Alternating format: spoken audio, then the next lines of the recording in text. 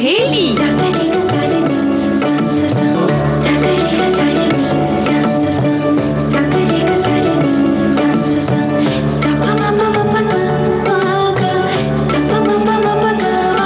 सखी सहेली।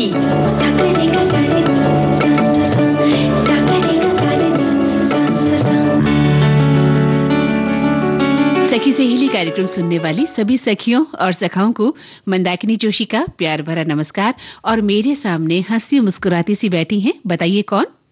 हाँ, बिल्कुल सही कहा आपने, दीपा। तो दीपा, आपका इस कार्यक्रम में स्वागत है। आपको बहुत बहुत नमस्कार। बहुत बहुत धन्यवाद मंदाकिनी जी। हमारे सभी श्रोताओं को, सखियों सहेलियों को दीपा माहेश्वरी का नमस्कार। मंदाकिनी जी आपको भी। बिल्कुल, मेरा भी आपको नमस्कार। आप सभी को एक हेल्दी नमस्कार भी। हाँ, ये बहुत जरूरी है कि नमस्कार भी हो तो अगर वो हेल्दी हो जाए तो फिर कहने क्या है ना, क्योंकि हेल्थ इज वेल्थ। अच्छा, एक बात बताइए, आज ये खूबसूरत सा परिधान पहनकर आप आई हैं। बहुत ही खूबसूरत कलर है, ऑरेंज सा है, मिक्स सा है। ये क्या है, साड़ी है? बिल्कुल, ये साड़ी है। थोड़े से अलग तरीके से पहनी है, इसलिए आपको ऐसा लग रहा है कि क्या परिधान पहना है। वही मैं सोच रही हूँ कि साड़ी को जिस तरह से हम रूटीन में पहनते हैं, पारंपरिक तरीके से पहनते हैं, उससे थोड़ा सा अलग हटकर आपने इस साड़ी को पहना है। तो कैसे पहना है आपने इसे? भाई, अब ये ड्रेपिंग कैसे करी ये तो कभी किसी और दिन आपको बता देंगे, या तो आपको तो स्टूडियो के बाहर भी बता सकते हैं। लेकिन सब लोग कहते हैं ना कि बहुत फीका फीका कलर पहना जाता है, क्या कभी कभी आप पेस्टल कलर पहनती हैं, तो आज सोचा चलिए चटक चटक रंगों को पहनते हैं और हमारा जो सम्मान है, हमारा जो गर्व है, साड़ी, इसे हम जब पहनते हैं तो देखिए एक अलग ही अनुभूति होती है ना। और आप बहुत ही खूबसूरत भी लग रही हैं इस परिधान में, क्योंकि आपने जिस तरह से इसको पहना है और जिस तरह के कलर्स चॉइस किए हैं साड़ी में, खासतौर से लोग अवॉइड करते हैं चटक रंगों को और हल्के कलर, जैसा कि अब आपने कहा पेस्टल कलर पहनती हैं, क्रीम कलर पहनना पसंद करती हैं, या इस तरह के कलर हम चाहते हैं, लेकिन ये कलर आप पर भी बहुत फबरा है। तो कौन सी साड़ी है ये पटोला साड़ी है। ओहो, यानी कि आज आप पटोला साड़ी पर ही बात करने वाली हैं और वही पहनकर भी आई हैं, ताकि वो मन में जब भाव वैसे आएंगे तो बातें भी बहुत अच्छी निकलेगी। और पटोला साड़ी की खूबी भी है, बड़े चटक कलर होते हैं उसमें, देखने में ऐसा लगता है अरे इतने गाढ़े रंग ये हम पर अच्छे लगेंगे कि लेकिन पहनकर देखिए, ये वाकई में हर एक महिला पर बहुत खूबसूरत लगता है। अरे वाह, तब तो मैं भी जो है जाकर एक पटोला साड़ी जरूर खरीदूंगी। बिल्कुल, है ना, क्योंकि इसके चटक रंग देखकर मेरा भी जो मन है वो मचल गया है। बस तो फिर हमारी सखियों का भी मन ऐसे मचलना चाहिए जब हम इसके बारे में और अधिक बातें करेंगे। बिल्कुल, तो पटोला की तो दुनिया में हम चलेंगे ही, साथ में आज हम बात करेंगे माधुरी बर्थवाल जी के बारे में। वो लोक गायिका है, उत्तराखंड की लोक गायिका है वो। बिल्कुल पहाड़ियों पे हम कहीं जैसे चले जाते हैं। और व्यंजन की भी बात करेंगे। भाई, जमाना देखिए, हर जगह सब्जी मंडी में अगर आप जाएं तो हर जगह हरियाली हरी सब्जी की बहार है। और ऐसे में मेथी, बहुत ही ताजा तरीन मेथी जब हम ताजी लेकर आते हैं तो न जाने कितने सारे व्यंजन हम मेथी के बना लेते हैं। तो आज अपने श्रोताओं पर ही छोड़े हम अपनी सखियों और सखाओं पर कि वो मेथी के कौन कौन से व्यंजन बनाते हैं, उसके बारे में हमें बताएं। मंदाकिनी, आप तो छोड़ भी दीजिए, लेकिन हमारी सखियां इतनी होशियार है, पहले से उन्होंने कुछ रेसिपीज लिख भेजी। ओहो, हमारे जो श्रोता हैं वो इतने अब समझदार और इतने क्या कहें कि हमारे साथ स्मार्ट हो गए हैं। उन्हें पहले से पता होता है कि क्या पूछने वाले हैं। तो भाई, आप हमें बताइए कि मेथी से आप कौन कौन से व्यंजन बनाती हैं, किस तरह के व्यंजन बनते हैं, ताकि हमें भी पता चले और हमें भी आज के इस कार्यक्रम में मेथी का कोई नया व्यंजन खाने को मिल जाए। बिल्कुल। और आज हम बात करेंगे सोशल मीडिया पर रिश्तों की जो साझेदारी होती है, छोटी छोटी बातें, हमारे घर की हो या अपनी जो बहुत ही निजी जिंदगी हो, उसको भी हम शेयर कर लेते हैं, साझा कर लेते हैं। तो ये कितना सही है, कितना उचित है, सबको क्या लगता है?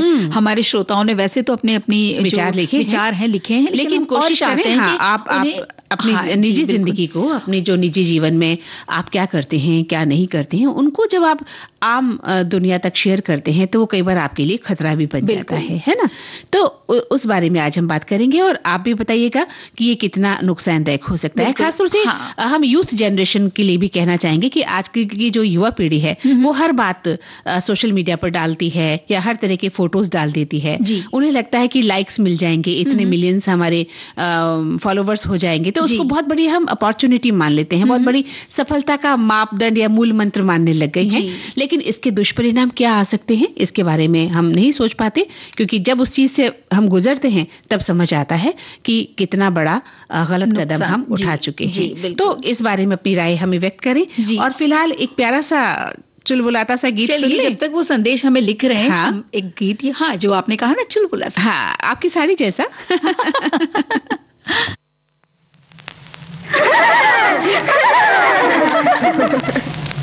लाली लाली डोलिया में लाली रे दुल्हनिया, पिया की प्यारी भोली भाली रे दुल्हनिया। लाली लाली डोलिया में लाली रे दुल्हनिया, मीठे बहन तीखे नैनों वाली रे दुल्हनिया। लाली लाली डोलिया में लाली रे दुल्हनिया, पिया की प्यारी भोली भाली रे दुल्हनिया।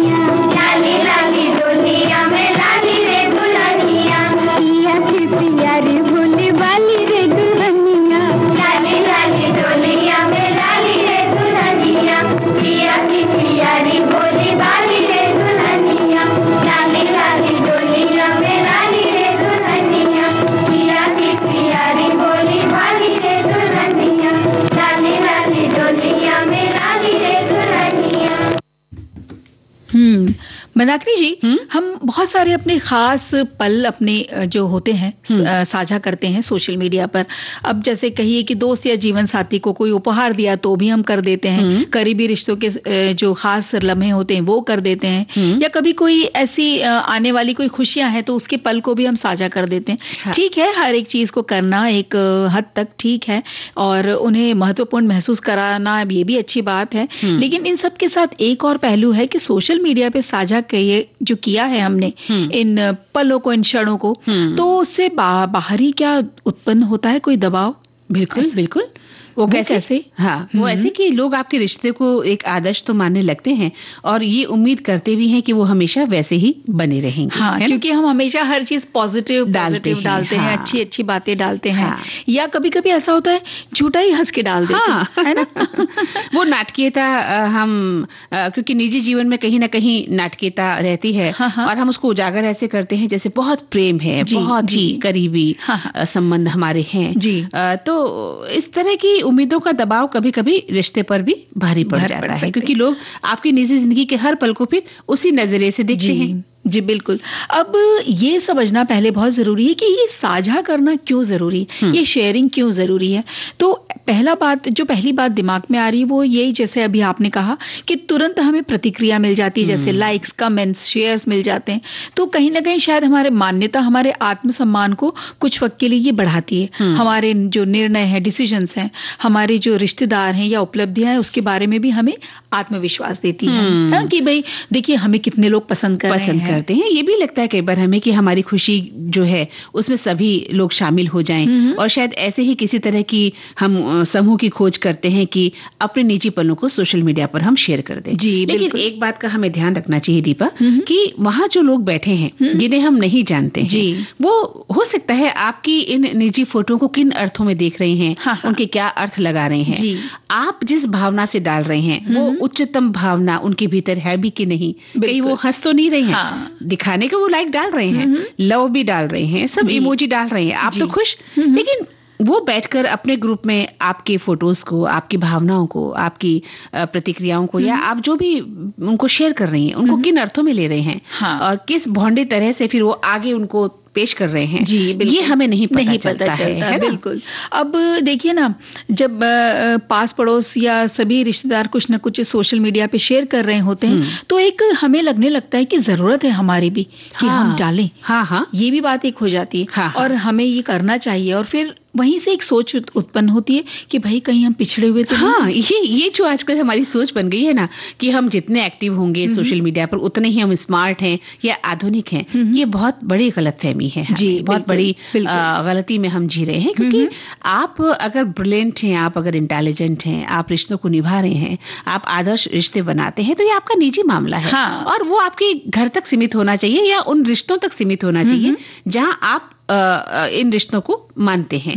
मान लीजिए पति पत्नी का ही रिश्ता है, आप अगर पति पत्नी अपने आप में खुश हैं, तो आपको दुनिया को बताने की जरूरत ही नहीं है कि आप एक बेहतर जोड़ी हैं, आप बहुत बड़ी आदर्श जोड़ी हैं, बिल्कुल, है ना? ये बताना कोई जरूरी नहीं है। बिल्कुल, यही मुझे विचार आ रहा था कि जो आपने कही पति पत्नी का रिश्ता या घर का और कोई भी भाई बहन का रिश्ता भी हो सकता है, तो ये हमारे लिए बहुत कीमती होते हैं। तो क्या इन्हें सार्वजनिक करना जरूरी है ना? और रिश्तों को लेकर बहुत अधिक जब साझा करते हैं तो एक नेगेटिव पहलू भी आ जाता है कि समय के साथ ये असली रिश्ते से अधिक कहीं महत्व तो नहीं पा रहे हैं, और हम उन मान्यताओं के प्रति क्या बहुत अधिक अट्रैक्ट हो रहे हैं, या हमें ये ऑनलाइन जो मिल रही है ना सारी ध्यान मिल रहा है, लोगों के जो समय मिल रहा है, हमें लोगों की एनर्जी, उनका ऊर्जा जो हमें मिल रही है, तो हमें लगता है कि सोशल मीडिया पर ही बस जो है वो सोशल मीडिया पर मौजूद है, और कहीं ना कहीं हम असली रिश्तों में कहीं पीछे होते जा रहे हैं। जो आभासी रिश्ते हैं ना, उन पे हम बहुत ज्यादा प्रेशराइज हो गए हैं, बहुत ज्यादा ध्यान रखने लगे हैं कि हमारे इतने मित्र हो गए हैं, हमारे 5000 6000 मित्र मंडली है, लेकिन उनमें से क्या कभी आपने बात की किसी मित्र से? क्या आपने उनके सुख दुख जाने? क्या उनके बारे में आप जानती हैं? बजाय इसके कि आप अपने घर में जो आपके परिवार के लोग हैं उनके साथ कितना समय व्यतीत करती हैं, है ना? सबसे बड़ी बात यह है कि आप सोशल मीडिया में लगी रहती हैं या घर के रिश्तों को मजबूत बनाने की ओर ध्यान देती हैं, तो ये बात आपको ज्यादा ध्यान देनी चाहिए। हम फिर से इस चर्चा को आगे बढ़ाएंगे, लेकिन एक छोटा सा अंतराल हमें लेना पड़ेगा। जी।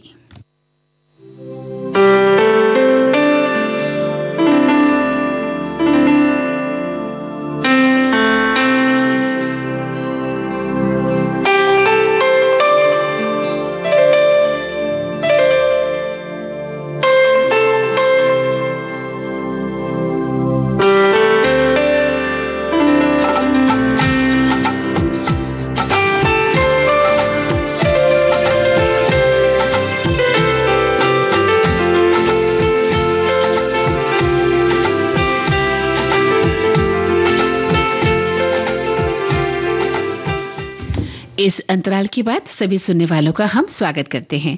तो दीपा, बात चल रही है कि सोशल मीडिया पर रिश्तों की जो साझेदारी हो रही है वो कितनी सही है, कितनी गलत है।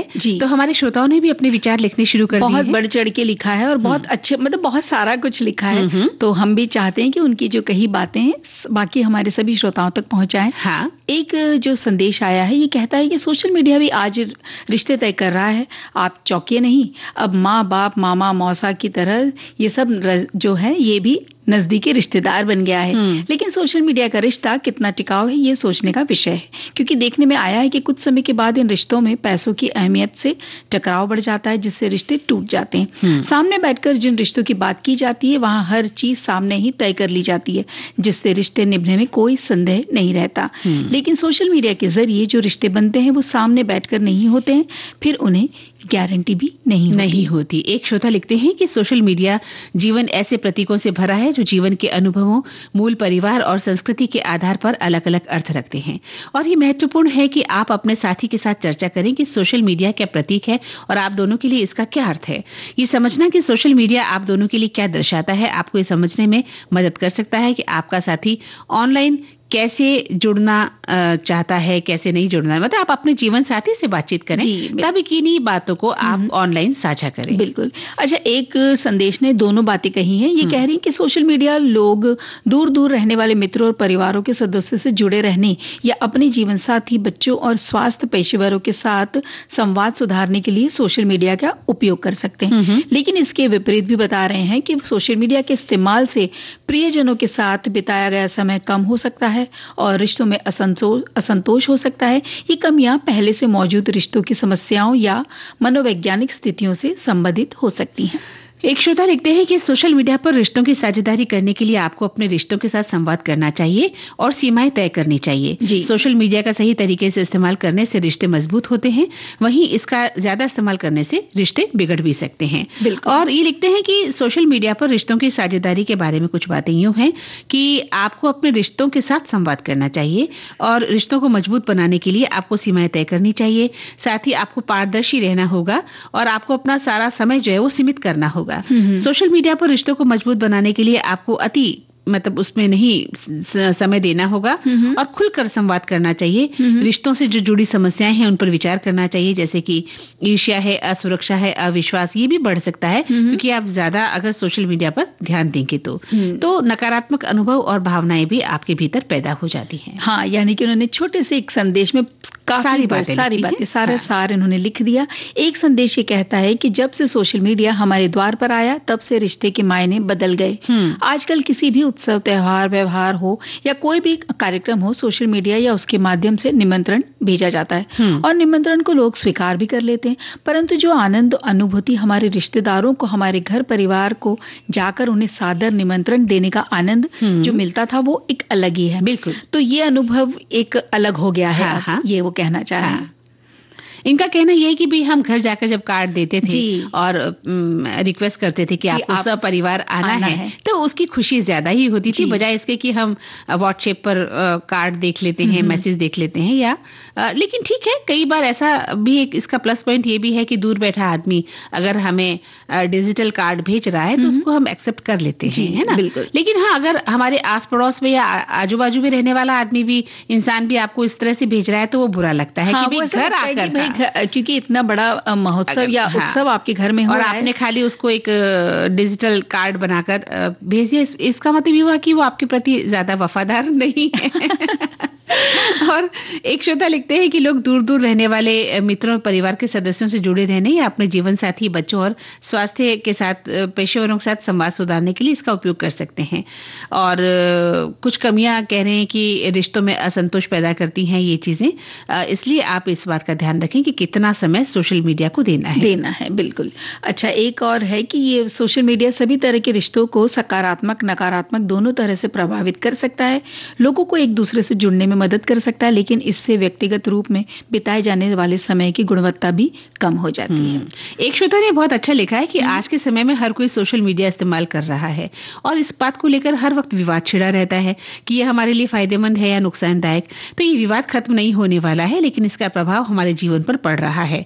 सोशल मीडिया का प्रभाव सकारात्मक होने के साथ साथ नकारात्मक भी हो सकता है और ये इस बात पर निर्भर करता है कि आप इसे कैसे लेते हैं। सोशल मीडिया एक ही समय में नशे की लत, समय लेने वाली और प्रेरणादायक है। रिश्तों पर सोशल मीडिया का प्रभाव न के बराबर है। सोशल मीडिया इतना शक्तिशाली हथियार बन गया है कि इसकी दुनिया से बाहर निकलना अब मुश्किल हो गया है।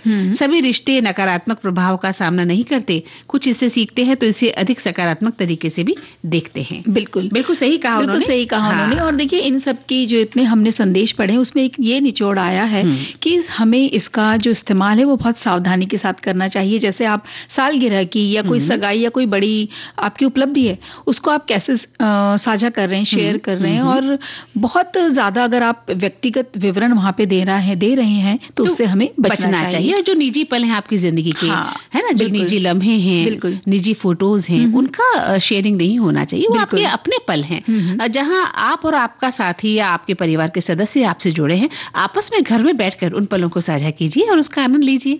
और एक गीत का आनंद लेने वाले क्या बिल्कुल जरूरी है जी।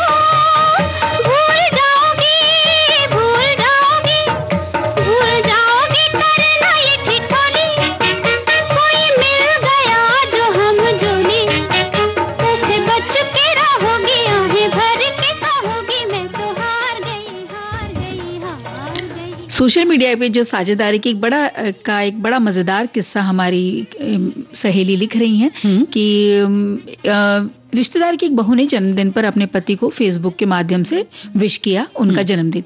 मैं भी बधाई देने के लिए मैंने भी फोन किया और पूछा कि तुम कहीं बाहर हो क्या? तो उसने कहा नहीं, फेसबुक पर तुम विश कर रही हो इसलिए मुझे लगा कि तुम शायद बाहर हो।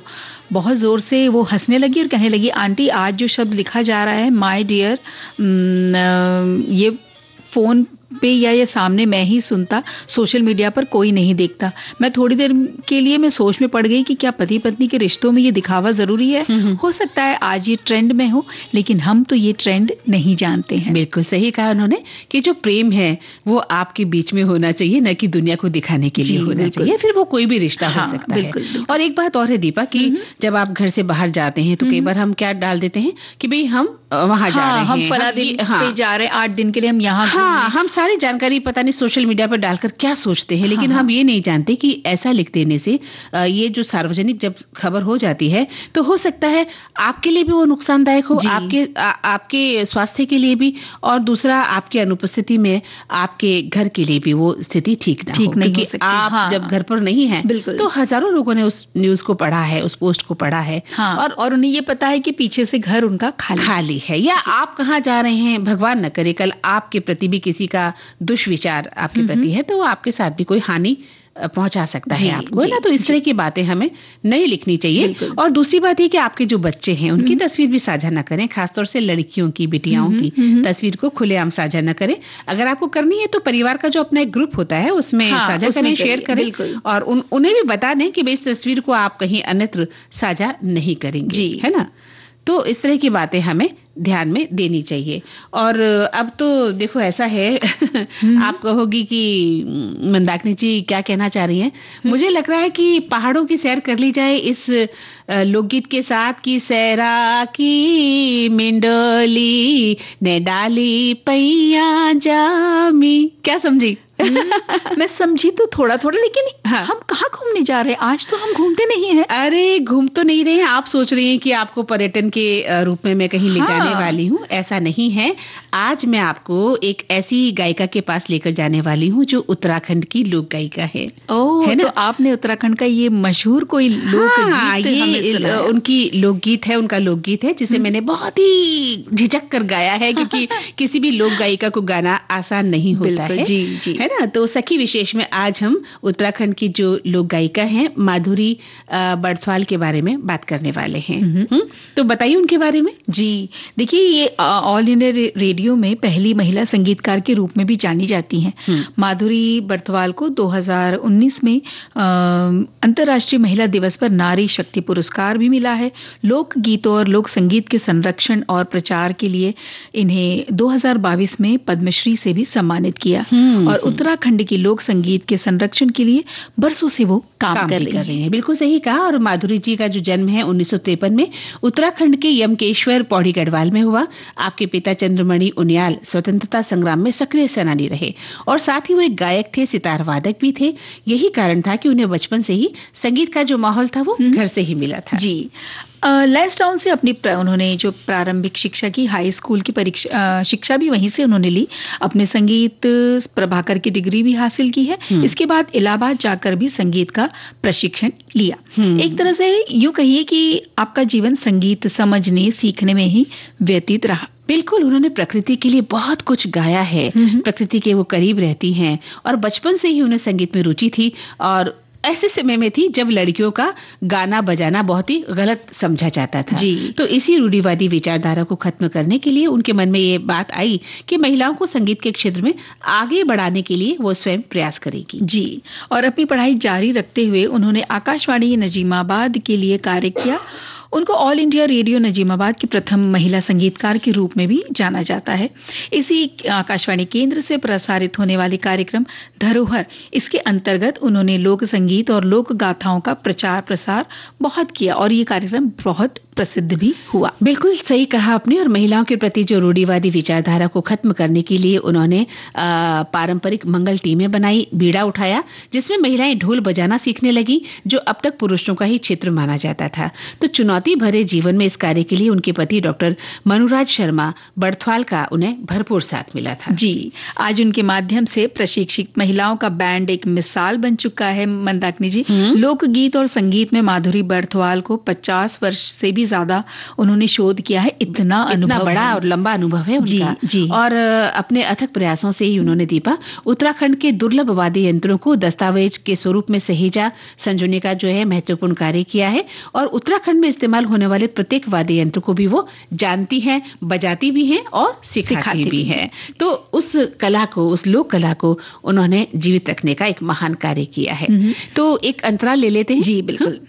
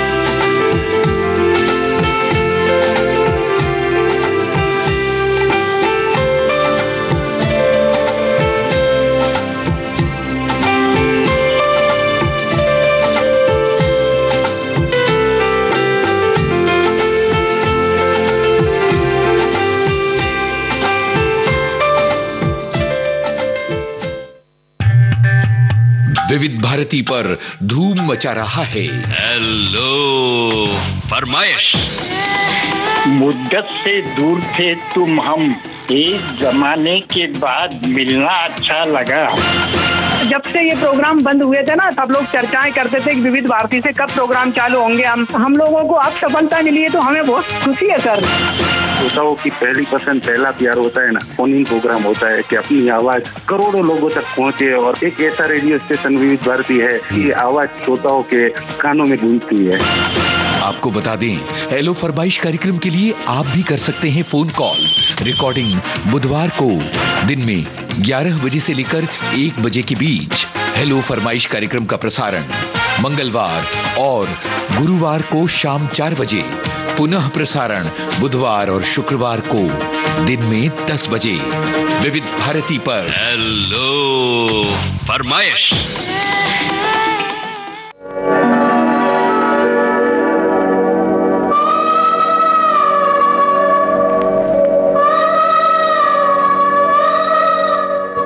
तो दीपा, इस अंतराल के बाद ये गीत जो है हम सुन लेते हैं जी।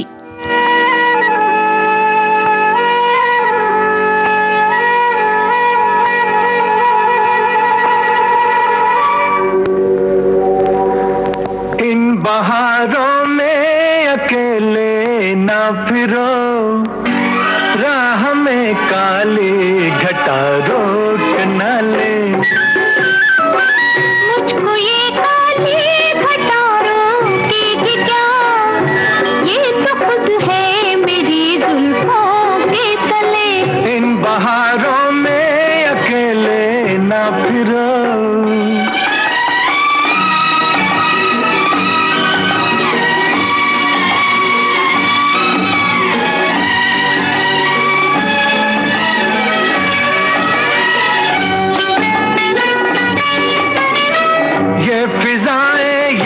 नजारे शाम के सारे आशिक हैं तुम्हारे नाम के। ये फिजाएं ये नजारे शाम के सारे आशिक हैं तुम्हारे नाम के। फूल कहती है हो, फूल कहती है तुम्हें बादे सबा, तुम्हें बादे सबा। देखना बादे सबा रोक न ले। इन बहारों में अकेले न फिरो, राह में काली घटा रोक न ले। मुझको ये काली घटा रोकेगी क्या।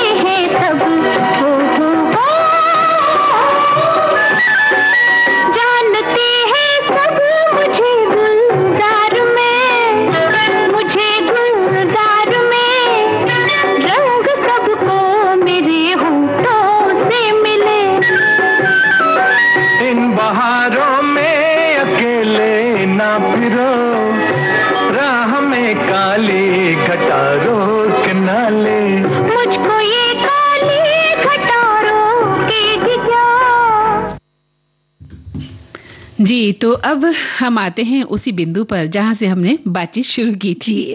यानी आपने इतनी सुंदर साड़ी पहनी है और इसको जिस तरह से लपेटा है, पहना है, तो वो तो मैं जानना ही चाहूंगी। जैसा कि आपने कहा कि मुझे सिखा भी देंगी जब मैं पटोला साड़ी लेकर आऊंगी। पर ये साड़ी है क्या, इसके बारे में थोड़ा सा पता करें कि साड़ियों की दुनिया में पटोला साड़ी क्या मायने रखती है। बिल्कुल, ये हाथ से बनी साड़ियाँ होती हैं। मंदाकिनी जी, और इसके लिए एक खास तरह की कला की आवश्यकता होती है, क्योंकि पटोला बुनाई के लिए बहुत ज्यादा आपको मानसिक गणना, मतलब आपको दिमाग से वो कैलकुलेशन अच्छा होना चाहिए, क्योंकि अलग अलग डिजाइन है ना इसमें, वो डिजाइन के लिए उसमें गणित की भी कुछ जरूरत रहती है, और साथ में अगर आप में धैर्य नहीं है तो ये साड़ी बुनना बहुत मुश्किल। बिल्कुल सही कहा आपने, क्योंकि गुजराती पाटन पटोला साड़ी की अपनी एक अलग पहचान है और एक अलग ही लोकप्रियता है। और जो पटोला नाम है वो संस्कृत शब्द पटकुल्ला से लिया गया है, और यह पटोल शब्द का बहुवचन रूप है। वैसे तो पटोला का कपड़ा जो है गुजराती मूल का बताया जाता है, लेकिन इसका जो सबसे पहला उल्लेख अगर हम देखें ना, तो दक्षिण भारत के धार्मिक ग्रंथों में हमें मिलता है। और धार्मिक ग्रंथ नरसिंह पुराण में समारोह में पवित्र अवसरों के समय महिलाओं ने इससे बने कपड़े पहने, ऐसी जानकारियां भी उसमें मिलती है। जी है। देखिए, यही इसी तरह की जानकारी हमारे एक श्रोता ने लिखी है। वो कहते हैं पटोला साड़ी की उत्पत्ति गुजरात के पाटन शहर में हुई थी। अब ये दोहरी इक्कत बुनाई की साड़ी है। पटोला साड़ियों का इतिहास 12वीं शताब्दी से जुड़ा है। पटोला साड़ी इसे बनाने के लिए कला और पारिवारिक परंपरा ये कहा जाता है। और इसकी जो इतिहास से जुड़ी जो खास बातें हैं वो ये बता रहे हैं कि केवल बेटों को ही सिखाया जाता था उस वक्त, ये कोई और नहीं सीखता था इस तकनीक को। और इसे बनाने में 6 महीने से 1 साल तक लग जाता था। फिर उल्टा और सीधा किसी भी तरह से इसे पहना जा सकता है, ये इसकी एक विशेषता है। हाँ, अगर आपको लगता है ये सीधा साइड है, उल्टा साइड है, हम नहीं फॉल लगाते हैं तो ध्यान रखते हैं, लेकिन पटोला साड़ी की ये खास बात है कि पीछे से और आगे से एक सी नजर आएगी। और इसके रंग कभी फीके नहीं पड़ते। ये साड़ियां बहुत महंगी होती हैं। इन्हें धन का प्रतीक भी माना जाता है और स्त्री धन या दुल्हन की संपत्ति का एक ये अनिवार्य हिस्सा माना गया है। और इन साड़ियों को दक्षिण पूर्व एशिया में स्टेटस कपड़ों के रूप में भी माना जाता है। बहुत मुश्किल से बन पाती है ये वाली साड़ियां। और दक्षिण भारतीय ग्रामीण ग्रंथ, जैसे आपने अभी बताया, नरसिंह पुराण में इसका जिक्र मिलता है। और ऐसा भी माना जाता है दीपा कि कर्नाटक और महाराष्ट्र की जो साल्वी जाति के 700 रेशम बुनकर थे उस समय, सोलंकी राजपूतों, गुजरात के शासक वर्ग और राजस्थान के कुछ हिस्सों का संरक्षण हासिल करने के लिए 12वीं शताब्दी में गुजरात चले गए थे। तो इस तरह से इस साड़ी का जन्म हुआ, यूं कहा जा सकता है। और पटोला को ताने और बाने की तकनीक का उपयोग करके प्रतिरोध रंगाई प्रक्रिया की मदद से इसको बनाया जाता है।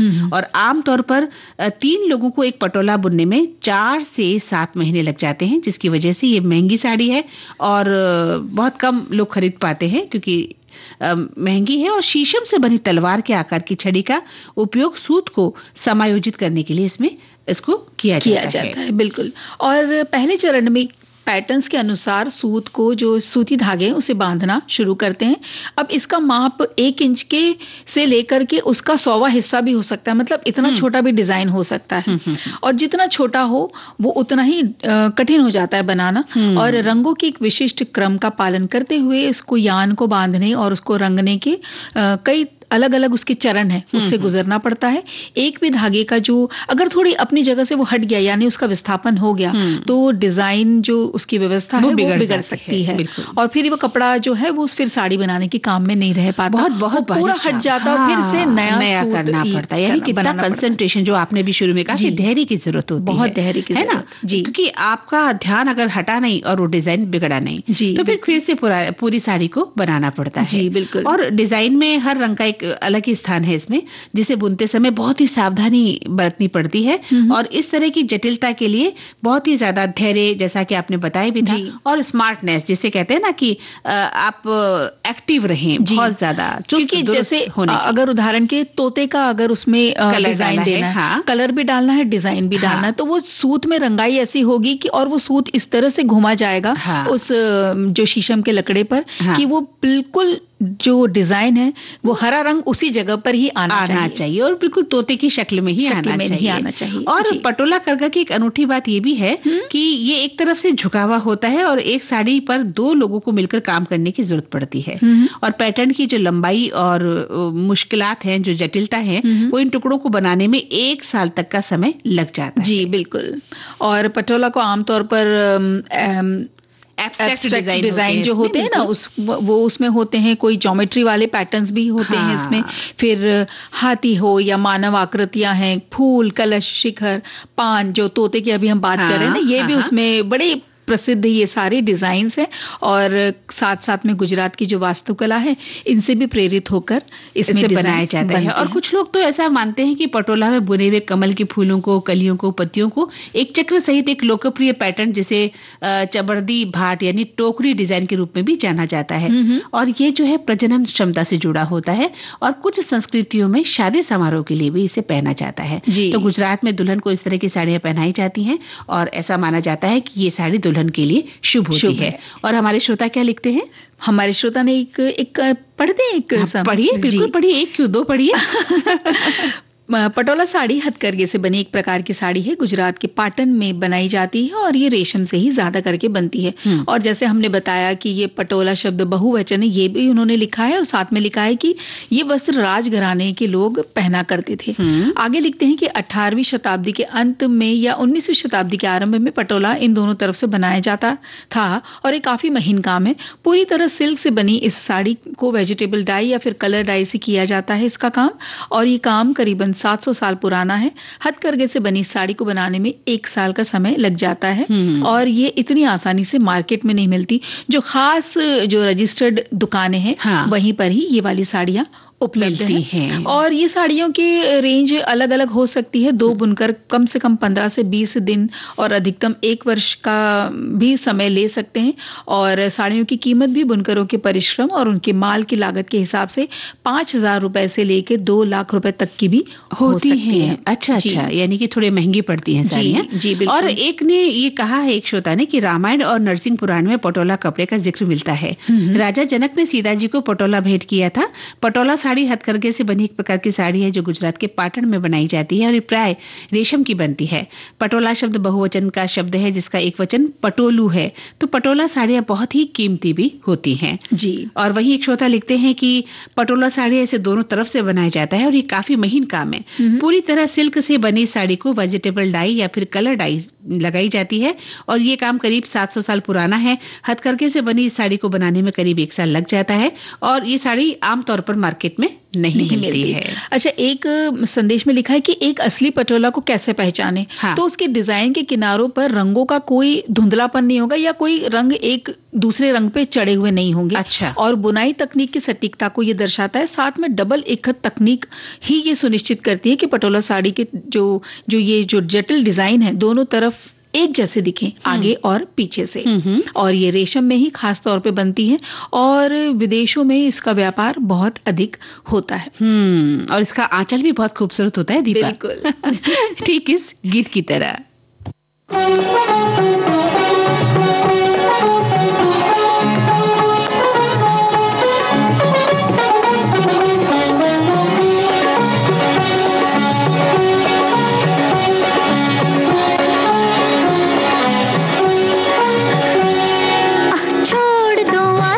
जमाना क्या कहेगा, ओ छोड़ दो आंचल, जमाना क्या कहेगा। हा इन अदाओं का जमाना भी है दीवाना, दीवाना क्या कहेगा। ओ छोड़ दो आंचल, जमाना क्या कहेगा। हा इन अदाओं का जमाना भी है दीवाना, दीवाना क्या कहेगा। हा छोड़ दो आंचल, जमाना क्या कहेगा।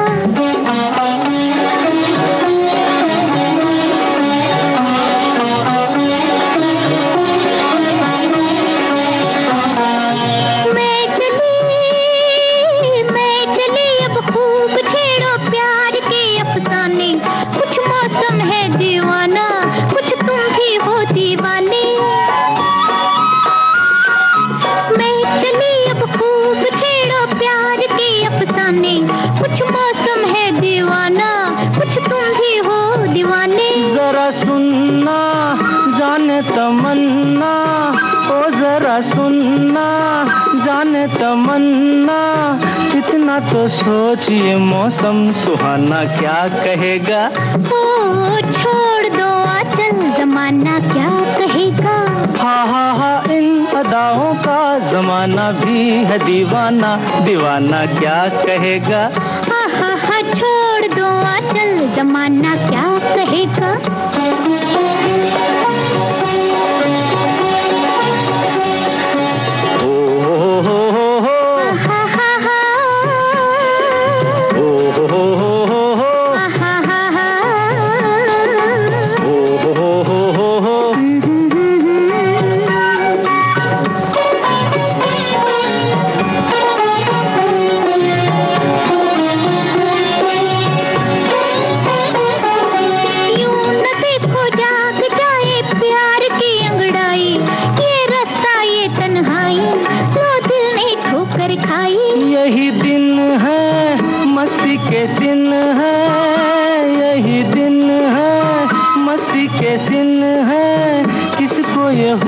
है अपना बेगाना क्या कहेगा। ओ छोड़ दो आंचल जमाना क्या कहेगा।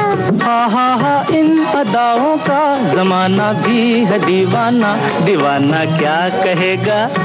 हा छोड़ दो आंचल जमाना क्या कहेगा।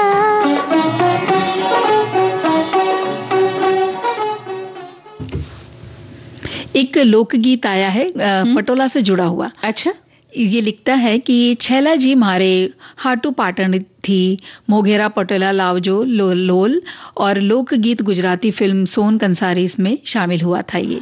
तो ये देखिए कितना सुंदर लगता है जब भी इस तरह के लोकगीत और लोक संगीत हमारे फिल्मी हर संस्कृति से जुड़ा एक लोकगीत है, हर भाषा से जुड़ा है और उनमें हर चीजों का, हमारी जो चीजें उनका जिक्र भी आता है जी। और इसके रखरखाव के लिए एक संदेश आया है कि इन्हें कभी ड्राई क्लीनिंग नहीं करवाना चाहिए। अच्छा, धूप में बस हल्का सा दिखा दीजिए और कपड़ों में कभी नमी नहीं आनी चाहिए क्योंकि उससे उनके जो रंग होते हैं उस पर असर पड़ सकता है और बहुत ही जल्दी कीड़े भी लग जाते हैं क्योंकि ये साड़ी ज्यादा करके सिल्क की होती तो उसका आपका एहतियात रखना बहुत जरूरी है। रेशम की साड़ी है तो उसे बहुत ही संभाल कर रखना जरूरी होता है।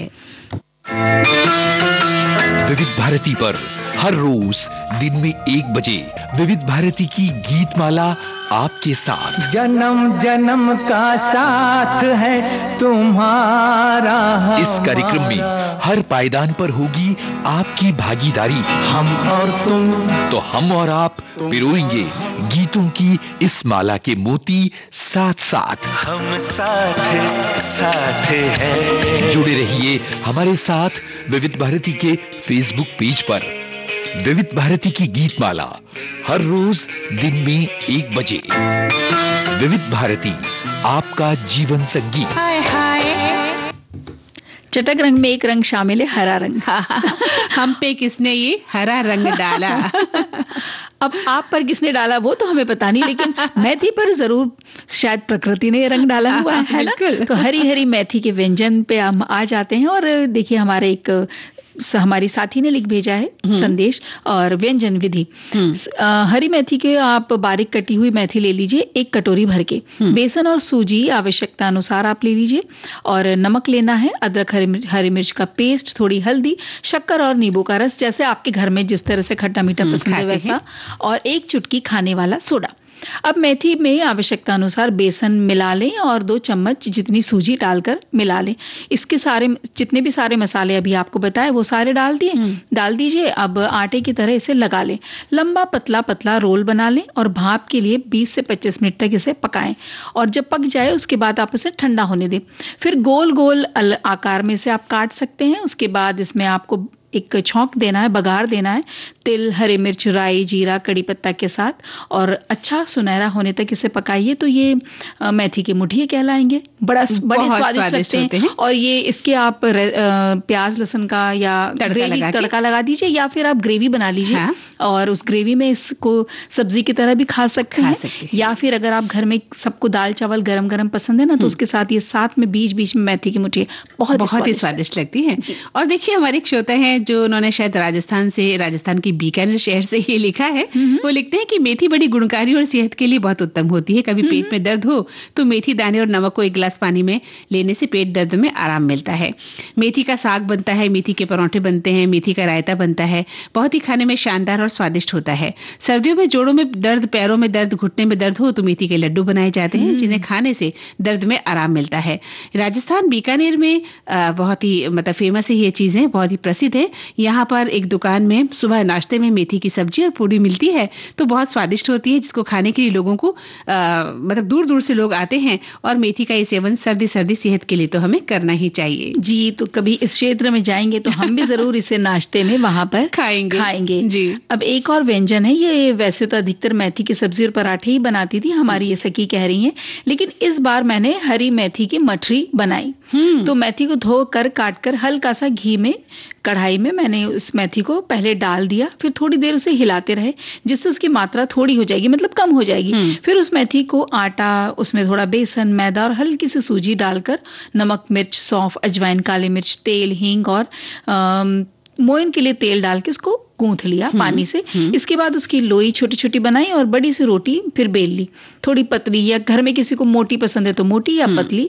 फिर उसके पूरी बनाने जितनी लोइयां काटी और उसी छोटी छोटी सी मठरी का आकार देकर बेल कर इसको हमने तल लिया। अब ये चाय के साथ खाने में बहुत मजेदार है। बिल्कुल सही कहा। और एक ने कहा है कि मेथी की पकौड़ियां बनाई जा सकती हैं। मेथी को धोकर सुखाकर बारीक काट लें, इसमें कुचले अदरक, लहसुन, मिर्च, नमक, हल्दी, बेसन डालकर इसके पकौड़े तल लें। एक अलग बर्तन में गुनगुने पानी से इन पकौड़ियों को डाल दें, इन पकौड़ियों को, और एक अलग बर्तन में बेसन, दही, हल्दी मिलाकर कढ़ी का घोल बनाएं। कढ़ाई में तेल गरम होने दें, कटे प्याज, लहसुन, अदरक का पेस्ट डालें, इसे थोड़ा भून लें। अब बेसन का घोल डालकर कढ़ी को उबाल आने तक पका लें। अब पकौड़ियों को हाथ में दबाकर खौलती कढ़ी में डाल दें। सबसे लास्ट में नमक डालें। मेथी की साग की जगह आप बथुए, पालक, पोई का साग भी बना सकती हैं और मेथी के साग में सोया के पत्ते मिलाकर पकौड़ियां बनाकर इसकी ग्रेवी बनाकर कोफ्ते भी बना सकती हैं। मुंह में पानी आ रहा है। हाँ, देखिए ये देखने सुनने में ऐसा लग रहा है कि थोड़ा लंबा है, लेकिन बहुत ही लाभदायक भी, स्वास्थ्य के लिए भी बहुत अच्छी होती है। एक श्रोता लिख रहे हैं कि हरी मेथी के व्यंजन तो बनाए जा सकते हैं। बारीक कटी हुई हरी मेथी एक कटोरी भर लें, बेसन और सूजी आवश्यकता अनुसार ले लें, नमक ले लें, अदरक ले लें, मिर्च का पेस्ट बना लें, हल्दी, शक्कर, नींबू का रस, एक चुटकी खाने का सोडा, मेथी में आवश्यकता अनुसार बेसन मिला दें और 2 चम्मच जितनी सूजी डालकर इसे मिला लें। अब इसमें सारे मसाले डाल दें, आटे की तरह लगा लें, लंबा लंबा पतला पतला रोल बना लें और भाप के द्वारा 20 से 25 मिनट तक इसे पकाएं। पक जाने पर ठंडा होने दें, गोल गोल काटें, तिल, हरी मिर्च, राई, जीरा, कड़ी पत्ता के साथ बघार लगाएं और अच्छे से सुनहरा होने तक तलें और चटनी के साथ स्वादिष्ट बनता है व्यंजन और इसे आप खा सकते हैं गर्मा गर्म। जी। अब एक गीत सुनाना चाहते हैं? बिल्कुल, गीत सुना लेते हैं, लेकिन एक और अभी मेरे पास व्यंजन आया हुआ है। आपके पास है? बिल्कुल सुनाइए। लिखते हैं कि वैसे तो मैं अधिकतर हरी मेथी की सब्जी और पराठे ही बनाती थी, लेकिन इस बार मैंने हरी मेथी की मठरी बनाई। अच्छा, मठरी बना ली है, तो चलिए बताइएगा। हाँ, मठरी बन चुकी है, तो चलिए इसी मठरी को हम खाते हैं चाय के साथ और सुनते हैं ये गीत। हमने कसम संग रहने की, आएगा रे उड़ के मेरा हंस परदेसी, खाई है रे हमने कसम संग रहने की, आएगा रे उड़ के मेरा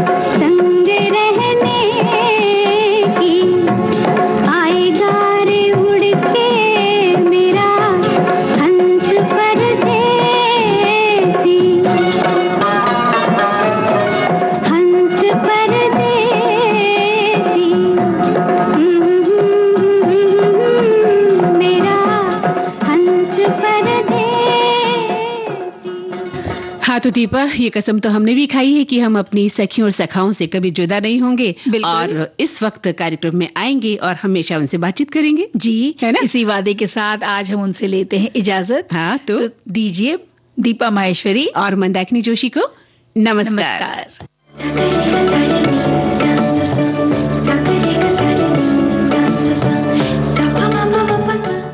इस कार्यक्रम की प्रस्तुत करता है अनुश्री पाठक। सखी सहेली।